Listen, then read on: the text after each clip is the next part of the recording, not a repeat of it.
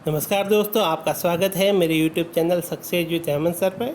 और आज अपना टॉपिक है मारवाड़ का प्रताप राव चंद्रसेन। राव चंद्रसेन एक बहुत ही महत्वपूर्ण टॉपिक है। तो राव चंद्रसेन के साथ हम नागौर दरबार के बारे में भी अच्छे से पढ़ेंगे, जिससे हमें पता चलेगा कि राजस्थान के राजाओं ने किस प्रकार मुगलों की अधीनता स्वीकार की। तो शुरू करते हैं। वीडियो शुरू करने से पहले दोस्तों, अभी तक आपने मेरे चैनल को सब्सक्राइब नहीं किया है तो सब्सक्राइब कर लें। इसके साथ ही बेल के बटन को दबा दें, जिससे कि आपको मेरे हर नई वीडियो का नोटिफिकेशन मिलता रहे। राव चंद्रसेन 1562 से 1581 ईस्वी।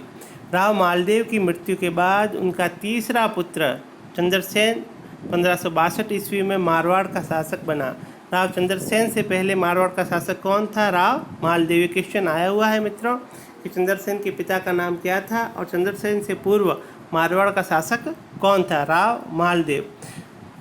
राव मालदेव का ज्येष्ठ पुत्र राम था, किंतु ज्येष्ठ पुत्र राम से मालदेव ने अप्रसन्न होकर उसे अपने राज्य से निष्कासित कर दिया था।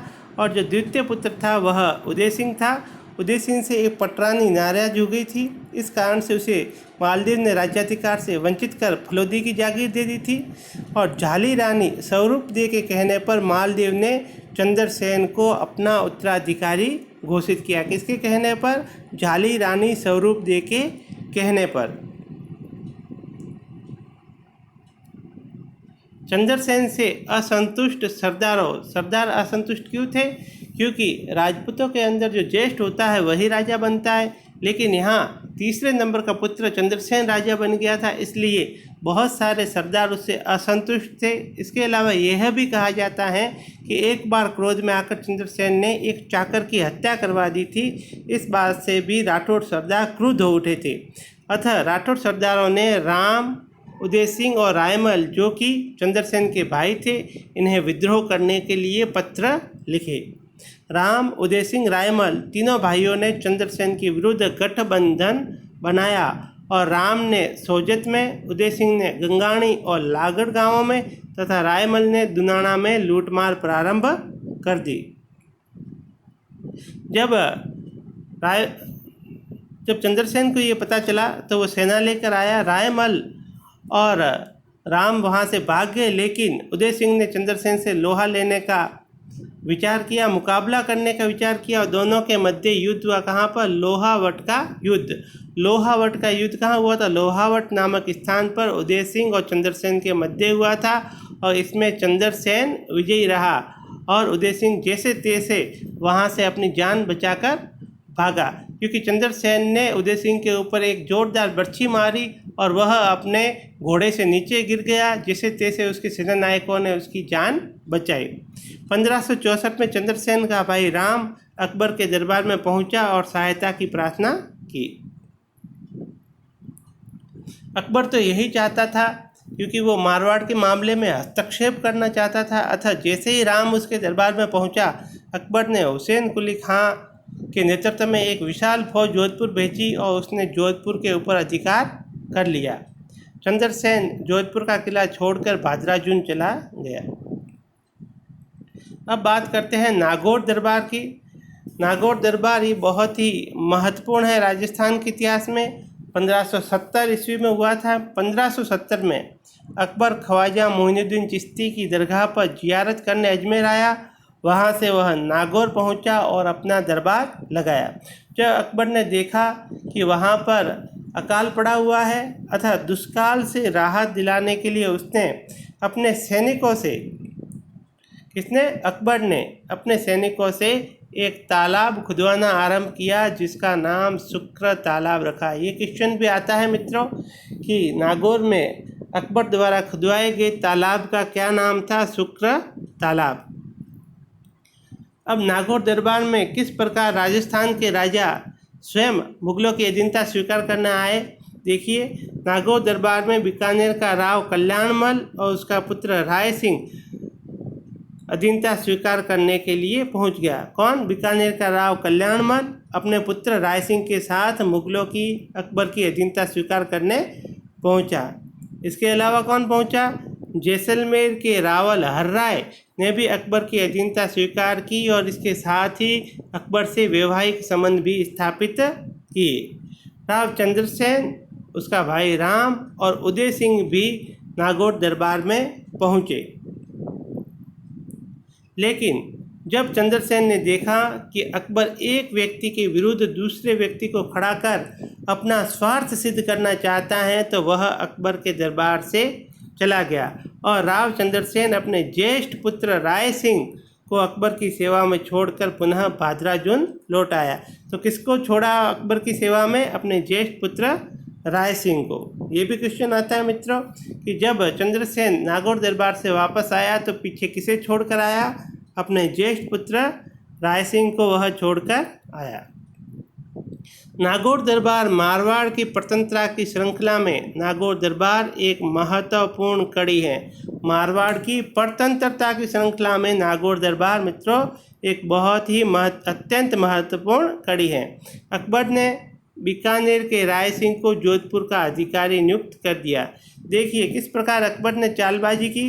उदय सिंह को सामावली पर अधिकार करने के लिए भेज दिया, राम को शाही सेना में कर लिया और चंद्रसेन पहले ही जा चुका था। इन तीनों भाइयों को अलग करके इनमें से किसी को उसने जोधपुर नहीं दिया और जोधपुर किसे दिया? बीकानेर के राय सिंह को जोधपुर का अधिकारी नियुक्त कर दिया। इस प्रकार उसने तीनों भाइयों को अलग करके उनमें फूट डालकर और जोधपुर भी किसी को नहीं दिया और अपने खालसा प्रदेश में उसको सम्मिलित कर दिया।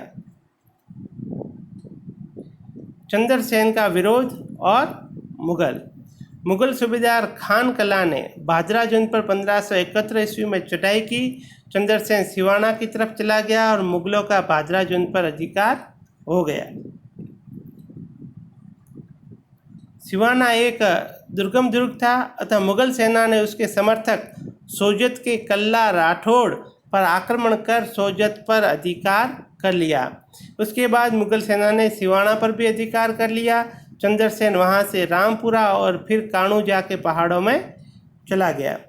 इस समय एक घटना और घटी कि पोखरण दुर्ग जो कि चंद्रसेन के अधिकार में था, जब जैसलमेर के शासक रावल हर्राय ने देखा कि चंद्रसेन इस समय कठिनाइयों में ग्रस्त है, तो इस मौके का फायदा उठाते हुए जैसलमेर के रावल हर्राय ने पोखरण के ऊपर आक्रमण कर दिया। और पोखरण का इस समय किलेदार कौन था? पंचोली आनंद राम। लेकिन किलेदार ने जबरदस्त गोलियों की बारिश कर दी सेना के ऊपर, जिससे 4 माह तक घेरा डालकर रखने के बाद भी जैसलमेर के शासक रावल हर्राय पोखरण को जीत नहीं सके। अंत में दोनों में संधि की बातचीत चली। चंद्रसेन के पास इस समय पैसों की बहुत ही कमी थी, अतः उसने संधि कर ली और 1 लाख फदिये कर्ज के बदले उसने पोखरण हर्राय को दे दिया और यह शर्त रखी कि जब ये कर्ज पुनः लौटा दिया जाएगा तो पोखरण पुनः चंद्रसेन को सौंप दिया ना पड़ेगा। इन दिनों चंद्रसेन ने निर्वासित जीवन जिया। चंद्रसेन बुढ़ाड़े मेवाड़, वहाँ से कोटा सिरोही, डूंगरपुर, गलियाकोट, बांसवाड़ा आदि स्थानों पर रहकर मुगल क्षेत्रों में लूटमार करता रहा। और जब कल्ला के मर जाने, राठौड़ कल्ला जो कि सोजत का शासक था, के मारे जाने के बाद अकबर ने सोजत को खालसा कर दिया। तो इस बात से राठौड़ सरदार बहुत ही नाराज हुए, अतः राठौड़ सरदारों ने चंद्रसेन को देश की रक्षा का आग्रह किया। चंद्रसेन ने बिना कठिनाई के ही 16 जुलाई 1579 को सोजत के ऊपर अधिकार कर लिया। मुगल सेना के आक्रमण के कारण चंद्रसेन सोजत से सारण के पहाड़ों में चला गया। सारण के पहाड़ों में सचियाय नामक स्थान पर 11 जनवरी 1581 ईस्वी को चंद्रसेन का देहांत हो गया। कहाँ पर? सारण के पहाड़ों में सचियाय नामक स्थान पर। कब हुआ? 11 जनवरी 1581 को। इसके बारे में ये कहा जाता है कि राठौड़ वेरसाल द्वारा भोजन में जहर दिया गया था। 2 राठौड़, एक राठौड़ वेरसाल और कुंपावत उदय सिंह, ये दोनों ही चंद्रसेन का साथ देने को तैयार नहीं थे, अतः चंद्रसेन ने वेरसाल के इलाके पर आक्रमण करने का निश्चय किया। लेकिन आंसकरण के कहने पर इन दोनों में संधि हो गई। ऐसी स्थिति में वेरसाल ने कहा कि यदि चंद्रसेन मेरे घर आकर भोजन करता है तो मैं मानूंगा कि हमारी संधि हो गई। तो इस बात को आस्करण के कहने पर चंद्रसेन ने मान लिया और उसने वेरसाल के घर पर जाकर भोजन किया। और उसी रात जब वो भोजन करके चंद्रसेन लौटा तो उसी रात चंद्रसेन की 11 जनवरी 1581 को मृत्यु होगी, ऐसा ख्यातों के अंदर लिखा हुआ है। चंद्रसेन मारवाड़ का पहला शासक था जिसने छापामार युद्ध प्रणाली का महत्व स्थापित किया।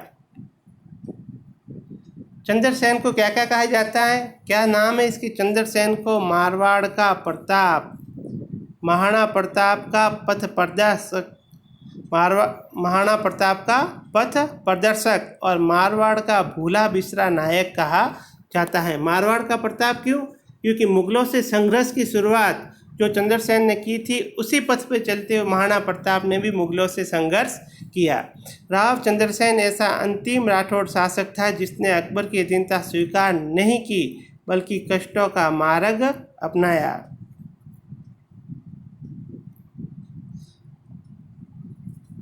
राव चंद्रसेन कितने महान थे इसके बारे में इससे पता चलता है कि अकबर के दरबार के पहुँचे हुए कवि दुर्सा आढ़ा ने चंद्रसेन और राणा प्रताप दोनों के बारे में लिखा है कि अणदगिया तूरी उजड़ा असमर चाकर रहन न डिगियो चीत सारे हिंदुस्तान तने सिर पातल ने चंद्रसेन प्रवीण।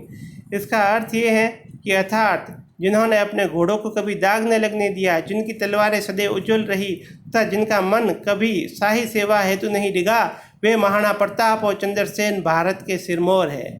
अब हम एक अच्छा सा क्वेश्चन आंसर टेस्ट ले लेते हैं मित्रों। तो क्वेश्चन नंबर 1, मालदेव के पश्चात मारवाड़ का शासक कौन बना? आंसर है C, Chandrasen. Question number 2, Akbar ने अपनी 1570 की नागौर यात्रा के समय जोधपुर का दुर्ग किसको सुपुर्द किया था? आंसर है सी, बीकानेर के राय सिंह को। क्वेश्चन नंबर 3, जोधपुर के राठौड़ नरेशों में अकबर का प्रबल प्रतिरोधी कौन था? आंसर है B, Chandrasen. Question number 4, Marwar का प्रताप नाम से कौन प्रसिद्ध था? आंसर है C, Chandrasen. Question number 5, Maldev कब शासक बना? आंसर है बी, 1562 ईस्वी में। क्वेश्चन नंबर 6, लोहावट का युद्ध किन किन के बीच हुआ था? आंसर है डी, उदय सिंह व चंद्रसेन। क्वेश्चन नंबर 7, अकबर ने जोधपुर पर आक्रमण करने के लिए किसे भेजा था? आंसर है ए, हुसैन कुली खान को। क्वेश्चन नंबर 8, नागौर में अकबर ने कौन सा तालाब खुदवाया था? सोम तालाब या मंगल तालाब या शुक्र तालाब या शनि तालाब? आंसर है सी, शुक्र तालाब। क्वेश्चन नंबर 9, चंद्रसेन की मृत्यु कहाँ हुई थी? आंसर है ए, सिचियाय में। क्वेश्चन नंबर 10, अकबर के नागौर दरबार में निम्नलिखित में से कौन उपस्थित नहीं था? जैसलमेर का राय ये भी था, चंद्रसेन था, बीकानेर का कल्याणवन था, तो कौन नहीं था? राणा प्रताप। आंसर है बी, राणा प्रताप। ये 2 क्वेश्चन हर बार की तरह मित्रों आपके लिए हैं और आपको इनके आंसर कमेंट बॉक्स में ज़रूर देने हैं। किसके कहने पर मालदेव ने चंद्रसेन को उत्तराधिकारी घोषित किया था? और दूसरा क्वेश्चन जो आपके लिए वो है, पोखरण का किलेदार कौन था? तो दोस्तों, अगर आपको मेरा वीडियो अच्छा लगा है तो इसे लाइक करें, शेयर करें और कमेंट करके बताएं कि वीडियो कैसा लगा।